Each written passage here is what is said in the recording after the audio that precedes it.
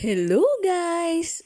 May ulam na ba ang lahat? Alam ko guys, maraming beses na ako nag-upload ng video ko sa pagluluto ko ng adobo. Siguro nga pang third time or fourth time ko na tong upload. Pero dahil nga dyan, gusto ko sana ikwento sa inyo kung paano ko natuto ng pagluluto ng adobo. Alam ko rin naman kasi guys kung paano nyo naman lutuin yung sarili nyong version ng adobo nyo. Basta ang importante, ang ending, iisa lang ang lasa, adobo pa rin kahit anong style ng pagluluto. Nung araw kasi, nasa Japan ako nung nagtatrabaho, toka-toka kami sa pagluluto. Pero nung time na yun, hindi pa ako gaanong marunong magluto. Na-timingan rin na adobo ang nakatoka sa aking ulam. At nung time rin na yun guys, sobrang lamig sa Japan. Ay sus, nag-i-snow. Halos ayaw naming lahat bumangon.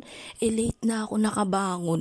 Pinagising nila ako ng pinagising dahil ako daw ang nakatoka sa pagluluto ng adobo. Buti na lang rin, chicken adobo yun. Madali lang siyang maluto. Ang kaso frozen pa.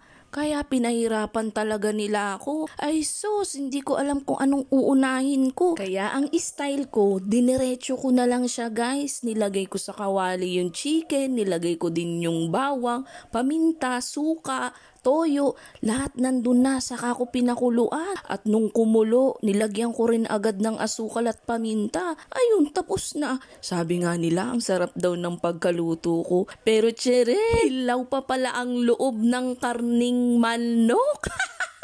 Tawa ko nun ng tawa. Di ayun, binalik nila sa kawali lahat ng mga manok. Siyempre ako naman mega luto ulit. Masyado kasi silang nagmamadali at gutom na daw silang lahat. Ay siyempre late nang nakabangon. Kaya ayun guys, ang kwento ko, dun talaga ako natuto kung paano magluto ng adobo. Dalawang klase kasi ng style ng pagluluto ko ng adobo. Style nung unang kwento ko at style nitong video ngayon na kailangan ko pang iprito. Kailangan yung crunchy at medyo nagbabrown na ang karne. Paano ba naman kasi? Yun ang gusto ng daddy. Yung prito muna ang mga karne. Yung tipo bang parang nagbabrown na yung kulay. Yung para bang halos masusunog na yung kawali. Yun ang gusto ng daddy tulad niyang ginagawa ko. At take note guys, never pa akong nagluto ng adobo na merong sibuyas. Hindi po talaga ako naglalagay ng sibuyas kasi magiging steak yan. Yun ang katwiran ko guys. Kaya kapag nag-aadobo ako, napapansin nyo, bawang lang ang meron ako. Nilalagyan ko lang siya ng bawang. Wala pong sibuyas. Kayo po ba? Paano po ba kayo magluto ng adobo nyo? Share nyo naman guys para naman panoorin ko ang video nyo. Maraming salamat po sa inyong suporta at sa panonood ng aming video araw-araw. Follow for more. Bye-bye guys! See you on my next video!